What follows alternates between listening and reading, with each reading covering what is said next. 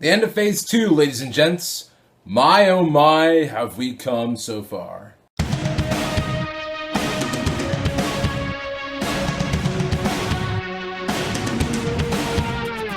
Ant-Man. So Ant-Man is another movie in the Marvel Cinematic Universe, and it comes literally right after the event of Avengers: Age of Ultron. Seriously, like at one point in the movie, they reference events from Age of Ultron. And Paul Rudd is the lead in this movie, and he plays a guy named Scott Lang, who's a criminal of some sort. He breaks into places and steals shit. And one day he gets a visit from Hank Pym, who wants to give him the Ant-Man suit, and he wants him to commit this heist with all of his pals to stop this technology from taking over the world. Basically, your classic Marvel movie tropes, only in a heist type of setting. Now, I remember when Ant-Man was first announced. It was all the way back in 2006. I was a little 12-year-old right at the time, and that same year where they had announced that Marvel was going to do they were going to produce their own movies, and they had announced at that panel in Comic-Con, they announced they were going to do a Thor movie, a Captain America movie, an Iron Man movie, and an Incredible Hulk movie. Which at the time I kind of thought that Ant-Man would be like the first the first of the Phase 1 movies or something. It would be like, in that sort of group of movies. And Edgar Wright was attached to direct and write it, and he spent, I think, about 6 or 7 years between doing Hot Fuzz and Scott Pilgrim and World's End, just working on the script. And then literally right before, I think it was like about a month or 2 months before filming began, the guy dropped out because of the fact that he didn't want it to be connected to the MCU. He wanted it to be its own standalone movie, and Marvel was just like, no, you gotta have it connected to the MCU. So he was like, peace, I'm out. So instead they bring in Peyton Reed. And Peyton Reed is the guy who's directed movies such as Yes Man and Bring It On, and the Renee Zellweger, Ewan McGregor romantic comedy movie. I think it's called Down with Love. It was an alright movie.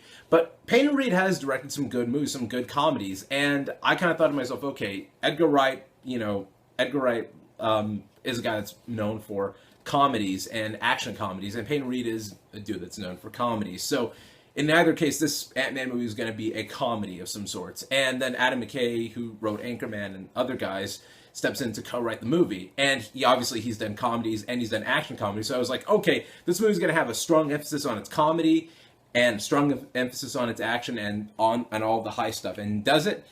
Well, this movie was great.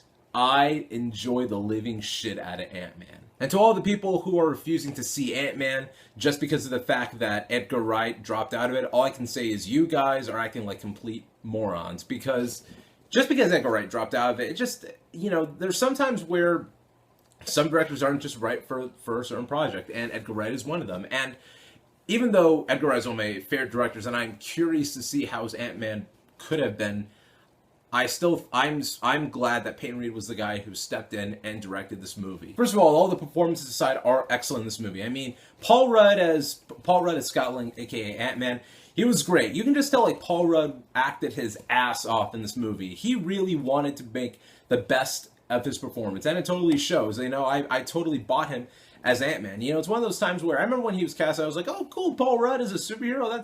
That's cool. I always saw Paul Rudd as either Brian Fantana from Anchorman, or the dude from Moral Models, or Mike from Friends, and the dude from Clueless. So it's cool to see him now show that he can be an action hero, and he works really well as an action hero.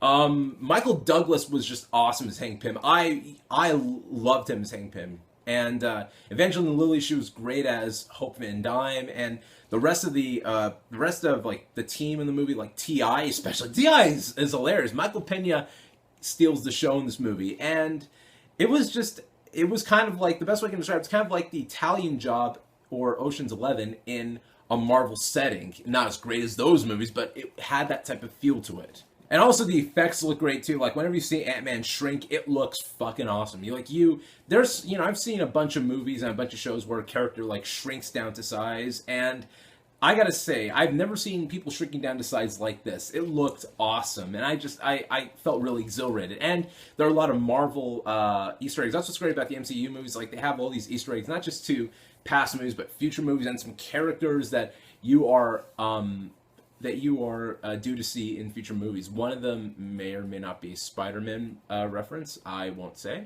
but I will just say, just keep watching. Just keep your ears open at certain points of the movie. That's all I will say. One of the kind of main sort of disappointments of this movie are two of the actors. One of them is Bobby Cannavale, and Bobby Cannavale is a great actor. I mean, I've seen, him in a lot of movies and stuff like that. I think he's a fantastic actor, but I think he could have been played by anyone. I just kind of felt like someone was a big fan of Boardwalk Empire. Someone at Marvel was a big fan of Boardwalk Empire. They're just like, let's get that guy. And Bobby Cannavale was like, hey, I'll do a Marvel movie. Cool. Everybody wants to do a Marvel movie. So I think it was something like that. And Corey Stoll as Yellow Jacket, he was cool, but I didn't really feel like I watched like the definitive Yellow Jacket performance, I was just kind of like, all right, he's cool. He's cool. I mean, I'm not gonna. I don't think he's as memorable as Loki in the Avengers, or Spader